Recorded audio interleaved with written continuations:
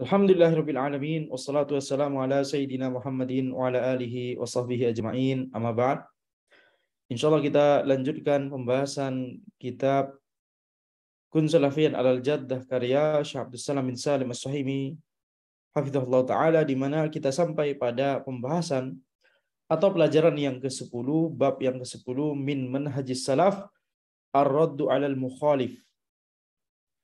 Di antara yang termasuk dari prinsip manhaj salaf adalah membantah orang yang berbeda pendapat dengan bantahan secara ilmiah tentunya, ya. Kita lihat catatan kaki di sini. Jadi ini dua catatan kaki yang sangat penting, insyaallah akan kita baca, ya. Catatan kaki yang lainnya, naam, ya, sebelum-sebelumnya banyak catatan kaki tapi kita tidak baca. Tapi untuk ini, dua ini kita baca insyaallah, ya. Wa huwa aslun mutaqarrirun inda ahli sunnah wal jamaah. Ya, prinsip ini, ya, itu adalah sebuah prinsip yang telah tetap, prinsip yang kokoh, prinsip yang yakni sudah jelas di sisi ahli sunnah wal jamaah. Wa yu'addunahu min babin nasihah, dan ahli sunnah wal jamaah menjadikannya termasuk dalam bab nasihat. Wa qad dalla al-kitab wa sunnatu wal ijma'u ala hadzal asli wa huwa ar-raddu 'ala al-mukhalif. Dan Al-Qur'an dan As-Sunnah telah dan juga ijma', Al-Qur'an, As-Sunnah dan juga ijma' telah menunjukkan, ya, kepada prinsip ini, yaitu membantah kepada orang yang berbeda pendapat dengan kita. Tentunya yang dimaksud adalah perbedaan pendapat atau yang dimaksud adalah bantahan ilmiah, ya. Tentunya yang dimaksud adalah bantahan ilmiah. Taib. Walimazidin minat tafsil. Ini lanjutannya, ya. Silakan dibaca sendiri. Ini cuma menunjukkan kitab-kitab yang bisa dirujuk kalau ingin membahas topik ini. Innahu minal mutaqarrid inda a'immatis salafi rahimahumullahu ar-raddu 'alal mukhalif.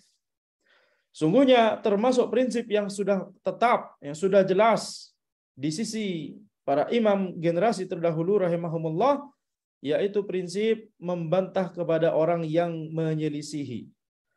Wa sawa'un kana al-mukhalifu min ahli sunnah wal jamaah, baik yang menyelisih tersebut dari kalangan ahli sunnah wal jamaah atau tidak. Ya, khalafa fi mas'alatin fiqhiyatin au aqdiyatin au kana al-mukhalifu min ahli al-bid'ah. Baik perselisihan tersebut dalam masalah fikih atau dalam masalah akidah, itu, ya, justru merupakan prinsip Ahlussunnah wal Jamaah adalah kita memberikan bantahan. Kita memberikan, ya, bantahan secara ilmiah. Kenapa? Karena bantahan ilmiah ini masuk dalam bab nasihat. Masuk dalam bab, ya, aktifnya ilmu, aktifnya kultur keilmiahan. Baik yang menyelisih tersebut ahlus sunnah ataupun ahlul bidah, dan baik, ya, perselisihan tersebut dalam masalah akidah ataupun dalam masalah fikih. Perhatikan, dalam masalah khilafiyah istihadiyah, dalam masalah furu', prinsip manhaj salaf adalah kita saling melakukan, ya, diskusi ilmiah. Inilah yang kemudian disebut ar-raddu 'alal mukhalif. Bukankah kalau kita melakukan penelitian, kalau kita melakukan penelitian, antara kita mengembangkan yang sudah ada atau kita mengkritisi yang sudah ada, mengembangkan yang sudah ada, itu dimulai dengan kita melihat kekurangan yang ada sebelumnya. Betul tidak? Kalau tidak kurang, ngapain kita tidak akan bisa melakukan sesuatu, ya, terkait hal tersebut selanjutnya. Pengembangan itu karena kita melihat masih ada yang kurang. Mengkritisi jelas karena melihat ada sesuatu yang kurang. Betul? Membantah apalagi. Semuanya ini dilakukan secara ilmiah. Itu yang kita kenal di dunia penelitian. Betul tidak? Ya, maka di antara prinsip manhaj salaf adalah kultur keilmiahan ini. Baik itu dalam masalah akidah ataupun dalam masalah fikih. Terutama masalah akidah sebenarnya, ya. Tapi juga masalah fikih. Nah, masalah fikih juga. Sehingga ketika ada seorang ulama, ya, kemudian yakni ketika misalkan dalam membahas fikih, kemudian menjelaskan ini pendapat mazhab, kemudian setelah itu akan tapi ada pendapat yang lebih kuat secara dalil, ya ini pendapat lain dari mazhab lain, atau ini pendapat kedua di mazhab yang sama, akan tapi tidak masalah walaupun harus dari mazhab lain. Ini pendapat ini lebih kuat pendalilannya karena begini, begini, begini, begini, begini. Ini jangan dimusuhi. Ini jangan direndahkan. Dikatakan misalkan, oh ini berarti ya tarjihi, la mazhabiyah. Ya, ini adalah kesalahan. Dengan catatan, ya, dengan catatan tentunya orang yang melakukan hal ini memang ulama atau penuntut ilmu yang memang sudah bisa ke arah sana, sebagaimana telah dijelaskan di pertemuan sebelumnya. Ya, setiap yang dilakukan oleh seorang ulama atau seorang mujtahid, maka penuntut ilmu harus mulai meniti ke arah sana. Betul tidak? Itu kaidah yang telah kita jelaskan sebelumnya. Setiap yang disebutkan oleh para ulama tentang amalannya mujtahid atau syarat-syarat dari seorang kapan dia bisa disebut mujtahid, itu harus mulai dititi oleh penuntut ilmu dari sekarang. Betul tidak? Tidak datang satu malam juga langsung tiba-tiba tidak demikian.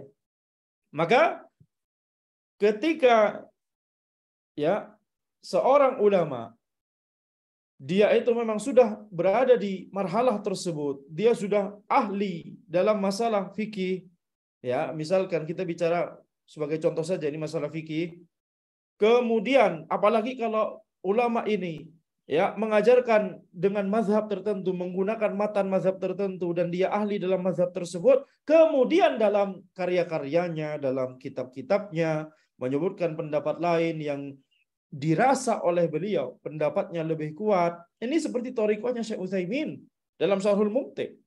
Ini seperti thariqahnya para masyayikhna menjelaskan, ya misalkan Syekh Utsaimin menjelaskan Zadul Mustaqni, matan mazhab Hambali, disyarah oleh beliau ya dalam kajian itu kemudian ditranskrip, dituliskan, kemudian dijadikan kitab, itulah yang namanya Asy-Syarhul Mumti' ala Zadil Mustaqni. Di situ beliau menjelaskan pendapat mazhab Hambali, kemudian setelah itu beliau menjelaskan pendapat ya mazhab lain, pendalilannya yang dirasa lebih kuat menurut beliau. Naam, itu menurut beliau, tapi tidak masalah. Justru inilah yang dibutuhkan. Justru inilah yang merupakan prinsip dari manhaj salaf. Setiap ulama yang memang sudah berada di marhalah tersebut ya memiliki ya yakni aktivitas ilmiah. Antum bisa berbeda pendapat. Kalau antum berbeda pendapat silakan ya bikin karya juga. Jangan kemudian mengatakan oh ini thariqahnya aneh, oh ini tidak bermazhab berarti. Tidak bermazhab bagaimana orang beliau mengajarkan matan mazhab, mungkin dalam mazhab. Bisa jadi lebih ahli beliau dalam mazhab tersebut daripada antum yang suka komentar. Ya, lebih ahli beliau dalam mazhab beliau daripada antum dalam mazhab antum. Ya. Jadi ini kita lihat ya, prinsip yang telah jelas di kalangan Ahlus Sunnah wal Jamaah adalah ar-raddu 'alal mukhalif. Melakukan bantahan secara ilmiah kepada orang yang berbeda pendapat. Dan ini masuk dalam bab nasihah, itu yang kita baca di sini ya di catatan kaki tadi. Ini termasuk dalam bab nasihat. Dan kalau kita melakukan hal ini, kalau kita melakukan salah satu prinsip utama dari manhaj salaf ini, maka ya kita akan terhindar biiznillah taala dari kejumudan. Dari jumud, dari fanatisme, dari ta'assub gitu ya.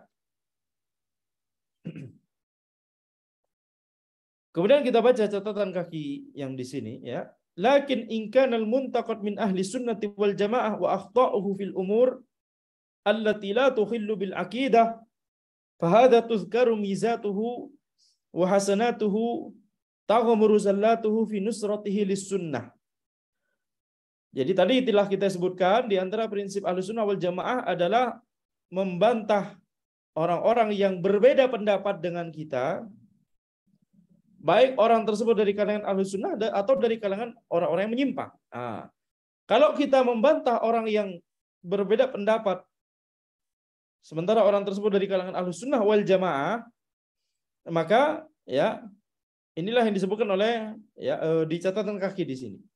Adapun kalau orang yang kita kritisi tersebut adalah dari kalangan Ahlus Sunnah wal Jamaah dan kesalahan beliau itu dalam perkara-perkara yang tidak membuat akidah rusak, maka kebaikannya disebutkan. Kebaikannya disebutkan. Ya, ini dalam rangka untuk bentuk pemuliaan. Ta'umuru zallatuhu fi nusratihi lisunnah, ya, kesalahannya tersebut tenggelam dalam ya bagaimana beliau mendakwahkan sunnah, bagaimana beliau membela as-sunnah selama ini, gitu ya. Amma in kana al-muntaqadu min ahli dhalal, adapun kalau yang kita kritisi tersebut adalah orang-orang yang melakukan penyimpangan, fala yajuzu lana an nadhkura hasanatihi min kalam Syekh al-Allamah Dr. Shalih Al-Fauzan hafizahullah. Adapun kalau orang yang kita kritisi tersebut adalah dari kalangan orang yang menyimpang, maka tidak boleh untuk kita sebutkan kebaikannya. Langsung fokus pada bantahan. Orang ini berkata seperti ini adalah kesalahan, ini adalah ya kebatilan, ini dalilnya begini. Langsung fokus pada poin bantahan. Mengapa demikian? Apakah ini menunjukkan bahwa Ahlussunnah tidak insaf, tidak adil? Kalau insaf itu adil ya, kalau insyaf di bahasa Indonesia taubat ya. Insyaf. Maka ketika yang menyimpang, ketika yang kita bantah itu adalah orang yang menyimpang, kalau kita sembari sebutkan kebaikannya itu akan ya membuat orang awam tertipu. Itu akan membuat orang tertipu, membuat orang awam tertipu. Langsung saja fokus pada bantahannya, ini begini. Tapi kalau orang tersebut dari kalangan Ahlus Sunnah, akidahnya lurus, akan tapi dalam beberapa masalah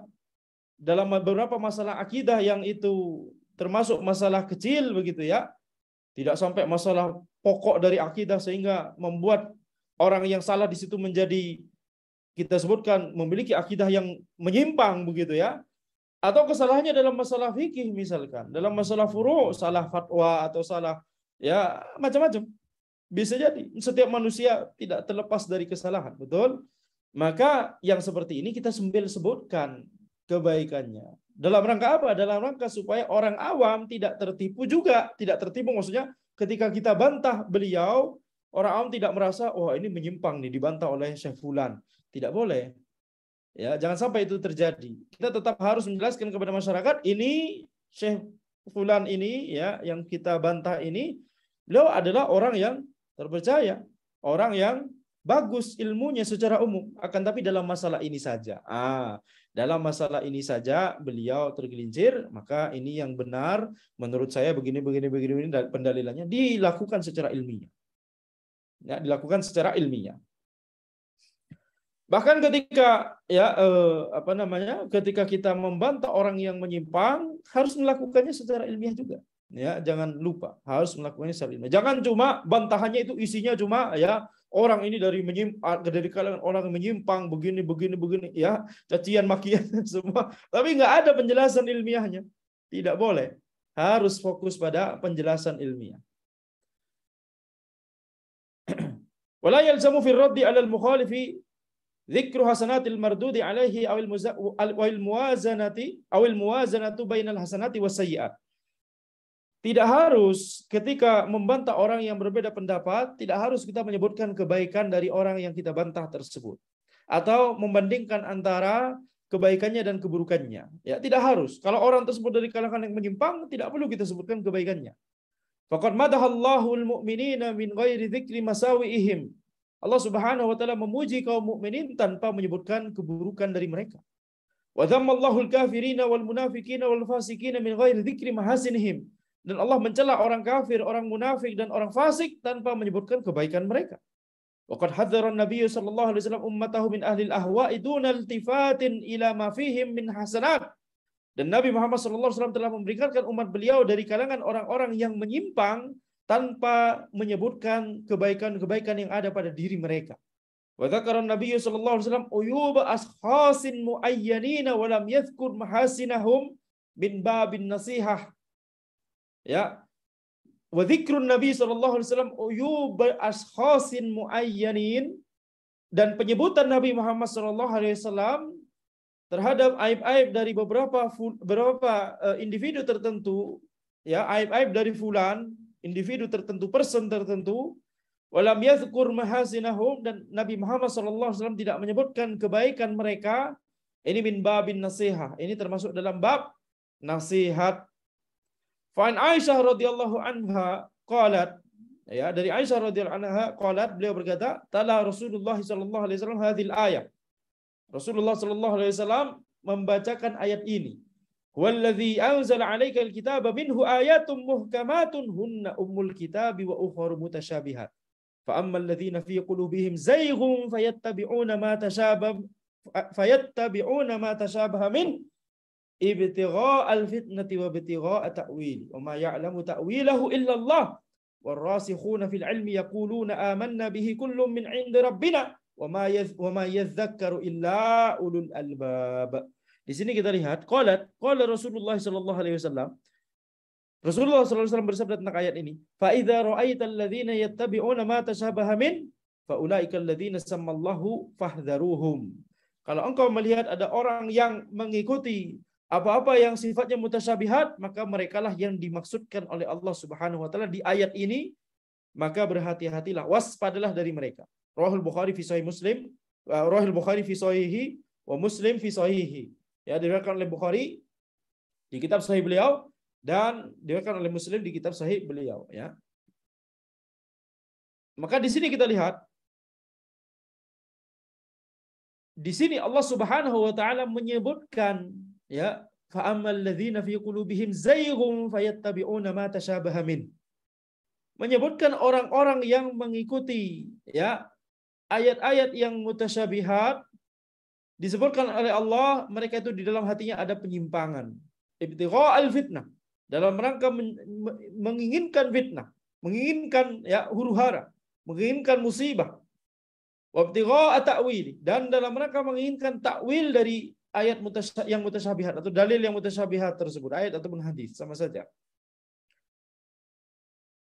Maka di sini kita lihat Allah Subhanahu wa taala tidak menyebutkan kebaikan dari orang-orang yang ada di sini. Bisa jadi orang ini, ya, yang suka mengikuti yang mutasyabihat kemudian suka mentakwil, bisa jadi sedekahnya lancar. Wah, ya. Bisa jadi ahli ibadah. Bisa jadi, ya,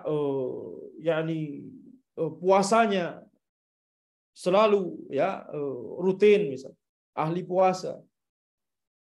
Bisa jadi. Ya, kalau kita melihat kondisi orang-orang yang menyimpang, maka kita lihat juga dari mereka ada juga yang ahli ibadah begitu, ya, tapi menyimpang akidahnya. Semangat, yakni melakukan berbagai jenis amalan ibadah, semangat ke masjid, semangat sholat, semangat, bahkan justru bisa jadi paling terdepan dalam hal-hal tersebut. Tetapi di saat yang sama mengajarkan akidah yang menyimpang. Nah, kita langsung fokus pada akidah yang menyimpang tersebut, kita bantah. Ya, kita bantah. Dan harus semangat mengungguli mereka dalam masalah ibadah-ibadah tersebut. Ya, jadi kita lihat di sini Allah Subhanahu wa taala langsung menyebutkan bahwa di dalam hati mereka ada penyimpangan dan tidak menyebutkan kebaikan-kebaikan mereka. Walaupun kita lihat misalkan orang Khawarij. Para ulama menjelaskan, ini di antara perkataannya Syekh Faisal Al-Jasim, kalau tidak salah, ya, atau Syekh Falah Mandakar rahimahullah. Ana lupa, ya, dalam salah satu daurah yang ana pernah ikuti, salah satu di antara keduanya, wallahu alam, mereka berkata bahwa Khawarij di zaman dahulu, kalau melihat Khawarij di zaman ini malu, ya. Pasti akan berlepas diri. Tidak, ini Khawarij zaman belakangan, ini bukan Khawarij. Orang-orang zaman belakangan ini bukan Khawarij. Tidak akan mau, ya, tidak akan terima disamakan sama-sama namanya Khawarij. Khawarij zaman dulu akan malu kalau melihat, ya, orang-orang Khawarij zaman sekarang. Kenapa? Karena Khawarij zaman dulu disebutkan ahli Quran. Kemudian ibadahnya kencang sekali. Sampai-sampai Nabi Muhammad SAW bersabda, kalau antum, wahai sahabat, ini bermakna, ya, kalau melihat ibadah mereka, antum akan malu dengan ibadah kalian. Yakni ibadah mereka sangat kencang. Tetapi di saat yang sama akidah mereka Khawarij. Sampai-sampai ya, ulama menyebutkan kalau Khawarij zaman dulu melihat Khawarij zaman sekarang pasti malu. Kenapa? Khawarij zaman sekarang ibadahnya ya berantakan. Al-Quran tidak paham. Apalagi menjadi ahli Quran. Tidak paham. Banyak orang-orang awam. Banyak pemuda yang masih muda. Cuma modal semangat. Kena ya kena pengaruh. Atau kena cuci otak. Ya, kena subhat. Dari Khawarij. Dari teroris dan lain-lain. Auzubillah min dzalik. Maka Khawarij zaman dulu kalau melihat Khawarij zaman sekarang malu. Ya, ini menunjukkan apa? Khawarij zaman dulu ahli ibadah. Ya, Khawarij zaman dulu ahli ibadah, tapi menyimpang.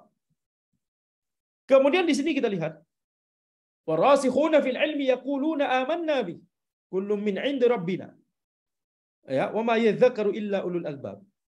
Allah Subhanahu wa taala memuji ar-rasikhun fil ilmi. Orang-orang yang kokoh dalam ilmu. Orang-orang yang ulul albab, orang-orang yang cerdas, memiliki ya lub, memiliki orang-orang yang labib, ya, orang-orang yang cerdas, mengetahui yang mana yang hak, yang mana yang batil. Maka orang-orang seperti ini dipuji oleh Allah Subhanahu wa taala tapi tidak disebutkan keburukannya. Bisa jadi ya kokoh dalam ilmu tapi terkadang gibah gitu ya. Kokoh dalam ilmu, ulama, ulama mustahid, tapi bisa jadi terjatuh dalam ketergelinciran, kesalahan. Setiap manusia tidak akan lepas dari yang namanya kesalahan.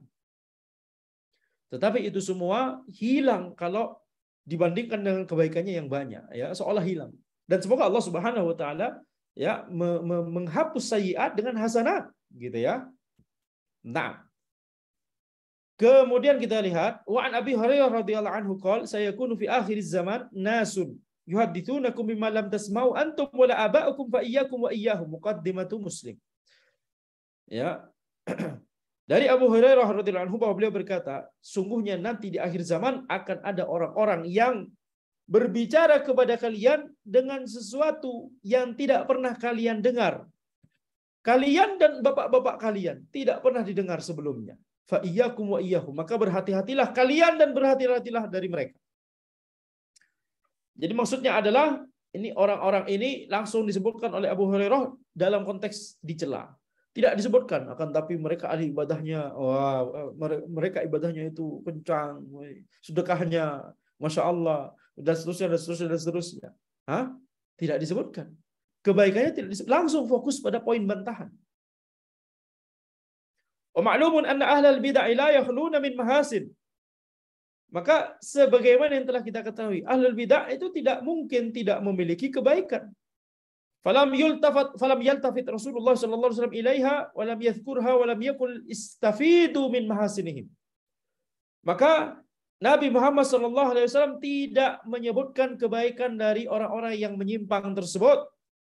Tidak menyebutkannya, tidak menoleh kepada kebaikan tersebut, tidak menyebutkannya, dan tidak berkata, ambillah yang baik-baik dari mereka, buang buruknya. Ambil baiknya, buang buruknya. Ini pembahasannya, ya, dibahas di kitab ini. Kalau kita sebelumnya telah mempelajari kitab ini, telah memahami kitab ini, ketika sedang ada kisruh tentang kaidah ambil baiknya, buang buruknya, kita tidak akan tergoyahkan. Kita paham, ini kaidah ini, bagaimana menyikapi kaidah ini. Apakah kaidah ini benar atau tidak? Kaidah ini secara asal tidak boleh. Kecuali bagi orang yang sudah merupakan ulama, mustahid, atau penuntut ilmu ya lanjutan, tingkat tinggi, yang mereka sudah mengetahui, memahami ad-din dengan baik, baru boleh bagi mereka untuk pelajari karya-karya dari orang yang menyimpang. Tujuannya untuk apa? Tujuannya untuk membantahnya. Ketika mempelajari karya dari orang yang menyimpang, maka apa yang harus dilakukan? Ambil baiknya, buang buruknya. Betul tidak? Ambil baiknya, catat buruknya untuk dibantah. Begitu kan? Jadi itu hanya berlaku bagi orang yang sudah ahli. Sama seperti pawang ular Betul tidak? Sama seperti pawang ular. Pawang ular boleh nyentuh ular, boleh. Tapi kalau belum paham tentang ular, apalagi menjadi ahli ular, pawang ular, jangan sentuh-sentuh ular yang ada di misalkan ya di halaman atau di mana ketemu ular, ya berbahaya. Yang bisa dengan aman ya bermuamalah dengan ular ahlinya, betul? Sama seperti demikian. Qala al-Baghawi fi syarh hadzal haditsain. Ya, Al-Baghawi rahimahullah beliau berkata tentang syarah dari hadis ini, kedua hadis ini. Qad akhbara an-nabiy sallallahu alaihi wasallam an iftiraqi hadhil ummah wa dhuhuri ahli al-ahwa'i wal bid'ah fihim. Ya. Maka di sini Nabi Muhammad SAW telah mengabarkan tentang perpecahan umat ini dan munculnya orang-orang yang menyimpang, orang-orang ahlul bidah fihim di kalangan umat ini. Wa hakama bin najati liman ittaba'a sunnatahu wa sunnata ashabihi. Dan beliau SAW telah menetapkan ya keselamatan itu hanya bagi orang yang mengikuti sunnah beliau sallallahu alaihi wasallam dan sunnah para sahabat beliau sallallahu alaihi wasallam. Fa'alal mar'il muslimi idza ra'a rajulan yata'ata syai'an minal ahwa'i wal bid'ah mu'taqidan au yatahawanu bi syai'in minas sunan ay yahjurahu wa yatabarra minhu wa yatrukahu hayyan wa mayyitan. Maka wajib bagi seorang muslim ketika melihat ada seseorang yang melakukan penyimpangan atau kebid'ahan, ya meyakini penyimpangan atau kebid'ahan tersebut, atau meremehkan as-sunnah, meremehkan salah satu ya poin dari as-sunnah, salah satu syiar dari sunnah Nabi Muhammad SAW, maka wajib bagi seorang muslim untuk memboikotnya, untuk berlepas diri darinya, untuk meninggalkannya hidup ataupun mati. Maksudnya apa? Maksudnya baik dalam kondisi orang tersebut masih hidup atau sudah meninggal, kita tinggalkan. Orang tersebut masih hidup, orang menyimpang ini masih hidup, tinggalkan. Orang tersebut sudah mati, ditinggalkan juga. Pendapatnya tidak usah diambil. Ketika orang sudah meninggal, pendapatnya masih ada, betul tidak? Pendapatnya misalkan ada di kitab yang dia tulis, ada di kitab orang lain yang menukil perkataannya, atau rekaman kajian, macam-macam.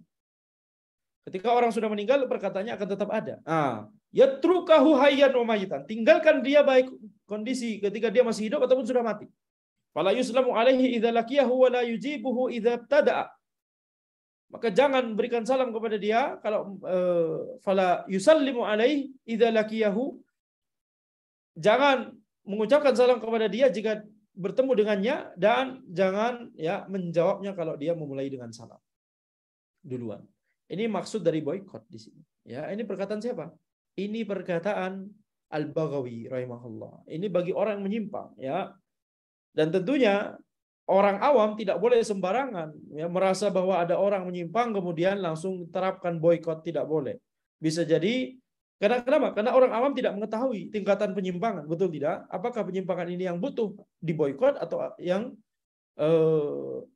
tidak perlu diboikot, dinasihati dulu. Atau bahkan orang awam tidak paham apakah ini penyimpangan atau bukan. Seringkali ada orang awam merasa itu penyimpangan padahal itu bukan. Itu masalah khilafiyah ijtihadiyah. Tapi dia kira itu penyimpangan karena berbeda dengan apa yang dia ketahui selama ini. Ya. Jadi ini hati-hati untuk menerapkan hal ini. Ini perkataan Al-Baghawi, ini bagi orang yang jelas-jelas menyimpang, dan memang para ulama memang menyebutkan boikot. Yang memerintahkan untuk memboikot seseorang itu siapa? Ulama. Jangan kemudian kita inisiatif sendiri, berbahaya. Ya, kalau dikembalikan kepada masing-masing individu bisa berbahaya nanti. Allahu a'lam. Ila ayatruka bid'atahu wa yuraji'ul haq wa yuraji'al haq. Ya. Dan kapan orang ini diboikot? Sampai dia meninggalkan bid'ahnya, wa yuraji'al haq, dan sampai dia rujuk kepada al-haq. Wa nahyu 'anil hujran fawqa thalathin fi ma yaqa'u bainar rajulain min at-taqsir fi huquqis suhbah wal 'ishrah. Duna ma kana fi haqqi duna ma kana fi haqqin min ad-din fa inna hujrata ahli al-bid'ah ahli al-ahwa wal bid'ah da'imatun ila ayyatubu ila ayyatubu. Maka di sini kita lihat sampai mana tadi? Nah, larangan untuk memboikot lebih dari 3 hari, tidak saling nyapa lebih dari 3 hari, yang terjadi antara 2 orang, ini termasuk kekurangan, ini termasuk taksir, ini termasuk kekurangan dalam ya hukukis suhbah wal isyrah, dalam kita memenuhi hak berteman, hak teman kita dan hak ya bermuamalah dengan orang lain. Orang lain punya hak untuk kita perlakukan dengan baik, dan mendiamkannya lebih dari 3 hari itu bukan merupakan ya adab yang baik. Tapi kalau yang kita bicarakan adalah hakun minad din, ya hak agama itu sendiri, maka ya menghajar, memboikot orang yang menyimpang, ahlul bidah, itu terus menerus sampai dia bertobat. Tidak ada batasan 3 hari. Itu maksudnya.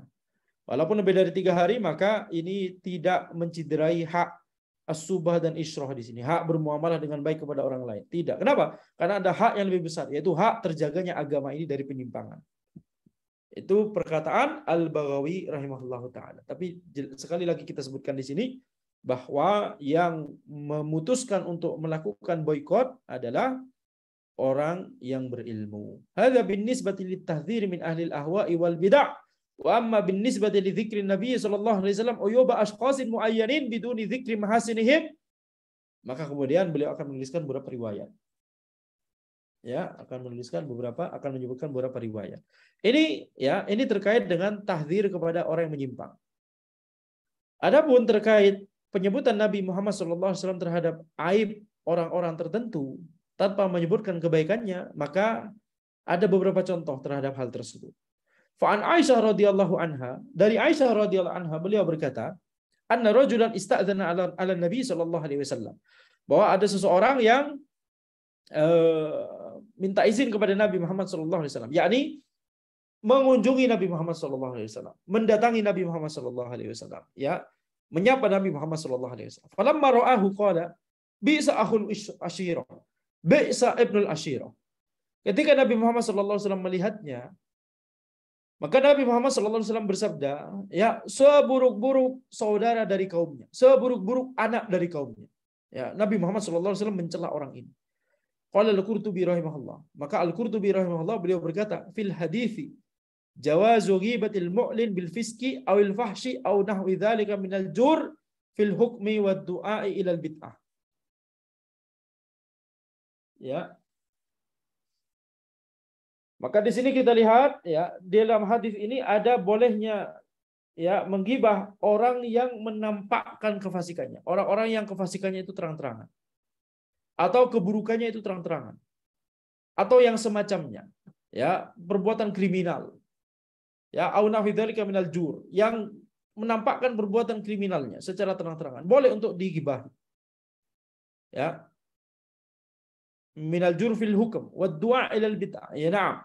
Jadi au nahwi dzalika minal jur fil hukm wad du'a ilal bid'ah. Yani orang-orang yang menyerukan kepada kebid'ahan, orang-orang yang mendakwahkan kebid'ahan, orang-orang yang berbuat kefasikan, orang-orang yang berbuat ya yakni kemaksiatan terang-terangan. Ini boleh untuk digibahi. Dari mana dalilnya? Hadis tersebut. Ya, hadis ini, bi'sa akhul ashir, wa bi'sa ibnul ashir. Seburuk-buruk saudara dari kaumnya, seburuk-buruk anak dari kaumnya. Ini orang yang paling buruk dari kaumnya maksudnya. Kaumnya, orang-orang di kaumnya punya saudara. Seburuk-buruknya saudara mereka orang ini. Kaumnya punya anak, betul? Seburuk-buruknya ya anak mereka itu adalah orang ini. Itu maksud dari kalimat ini, ya. Jadi orang yang paling buruk di kaumnya, intinya begitu.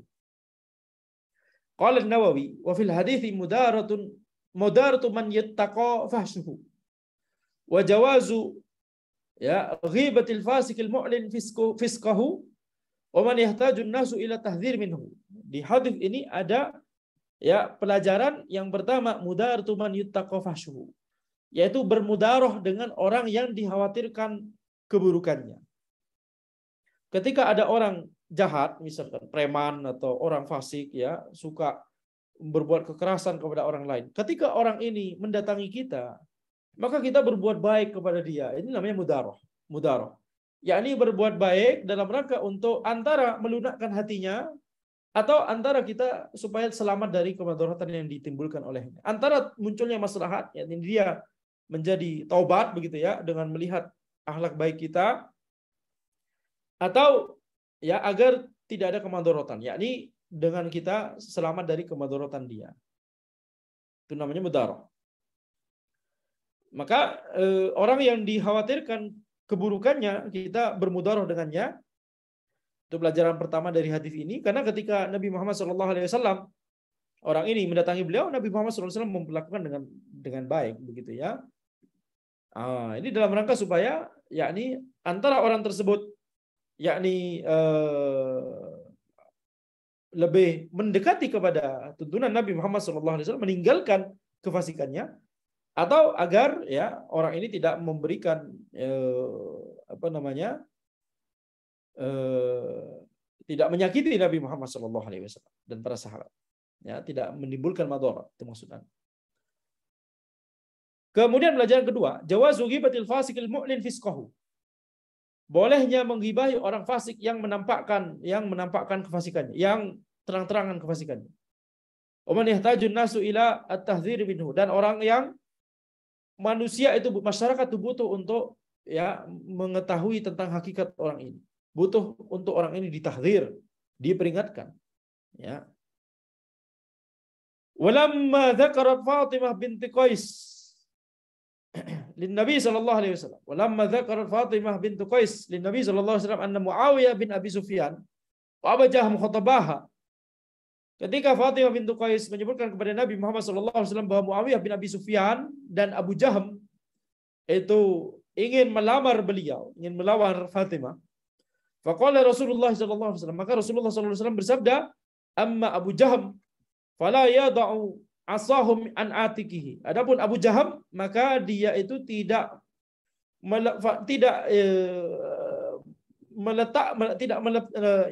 melepaskan tongkat dari bahunya, yakni suka mukul, ya. Begitu ya. Tidak melepaskan tongkat dari bahunya. Wa amma Muawiyah fasu'luk la mala lahu. Adapun Muawiyah maka miskin, tidak punya harta. Angki Usama bin Zaid, nikahilah Usama bin Zaid, masya Allah. Tapi kita lihat di sini ya, yakni ini masalah yang juga terjadi pada sahabat, yakni mereka miskin, masya Allah. Akan tapi lihat bagaimana, ya, bagaimana semangat mereka untuk yakni berjuang bersama Nabi Muhammad SAW. Ya, jadi itu tidak merupakan halangan. Justru banyak para sahabat yang miskin. Ya, akan tapi kita lihat di sini, poinnya di sini adalah Nabi Muhammad SAW menyebutkan keburukan dari Abu Jaham dan Muawiyah. Wala syakka anna lirrajulaini fadail wal mahasin. Walakin al-maqam maqamun nasihah wa musyawarah la yatatallabu akthar min dzalik. Tidak diragukan lagi, dua orang ini sahabat, Abu Jaham dan Muawiyah, adalah dua orang yang memiliki keutamaan dan kebaikan yang besar. Tidak pernah kita terbayang kebaikan dan keutamaan sahabat. Tidak pernah bisa ditandingi oleh orang-orang setelahnya. Mereka adalah orang-orang yang melihat langsung Nabi Muhammad SAW, belajar agama langsung dari Nabi Muhammad SAW, murid langsung Nabi Muhammad SAW, berjuang bersama dengan Nabi Muhammad SAW. Ya, tidak ada yang bisa menandingi kebaikan mereka, siapapun itu setelah generasi mereka.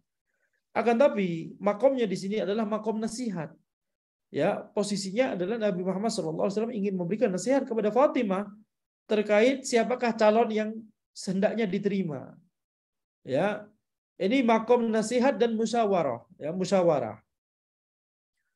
Ya, la yatatallabu akthar min dzalik. Tidak membutuhkan yang lebih dari itu. Jadi karena itulah Nabi Muhammad SAW cuma menyebutkan keburukan dari kedua orang tersebut.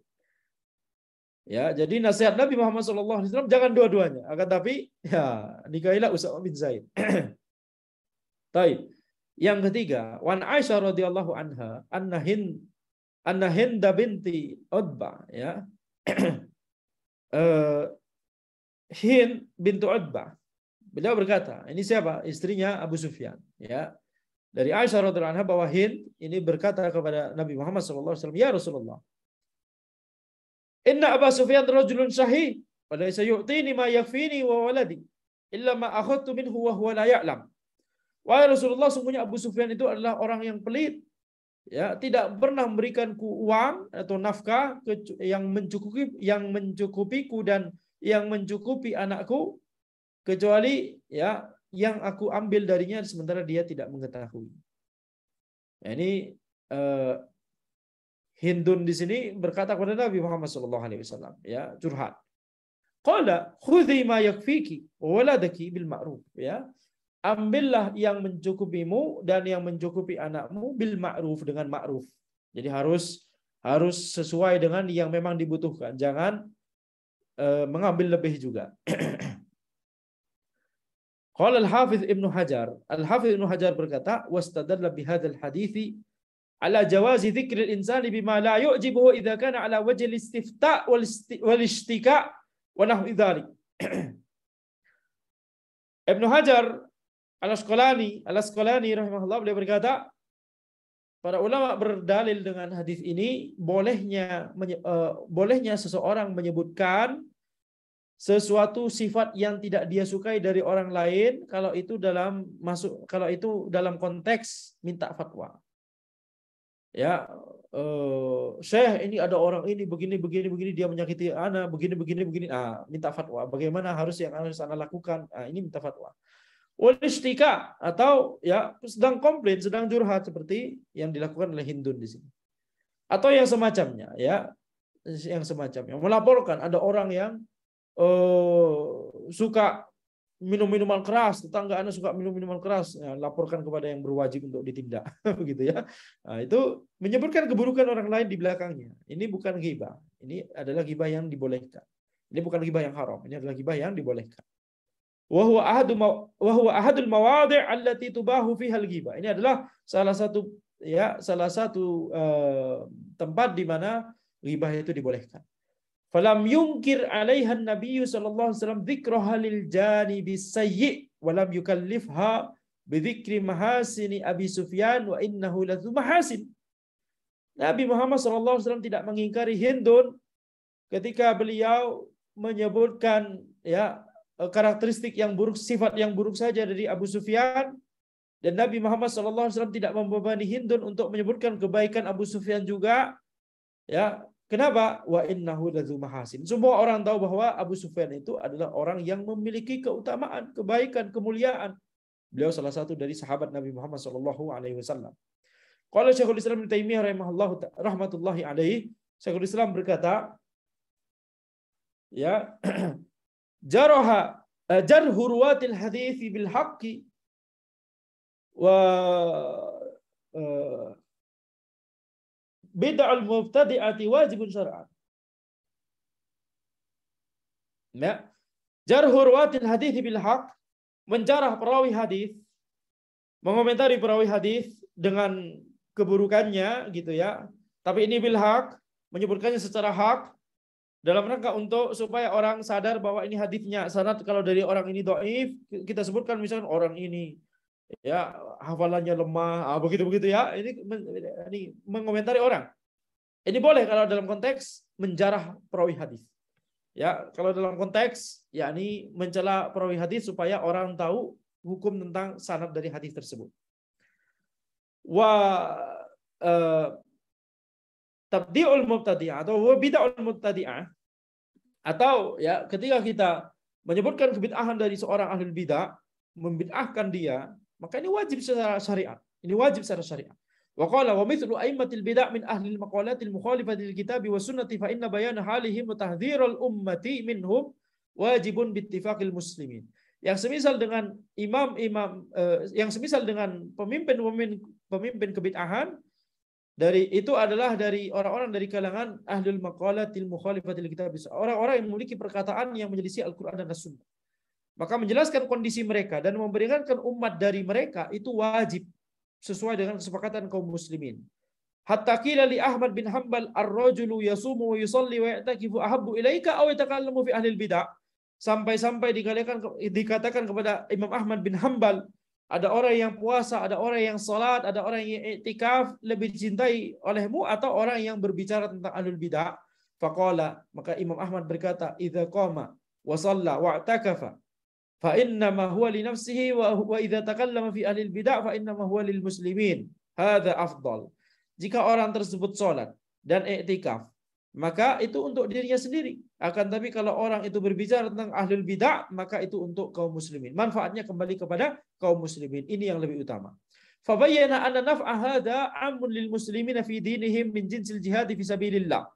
Maka ya beliau Imam Ahmad menjelaskan bahwa manfaat dari berbicara tentang ahlul bidah itu manfaatnya meluas kepada seluruh kaum muslimin terkait agama mereka, manfaat yang terkait agama mereka.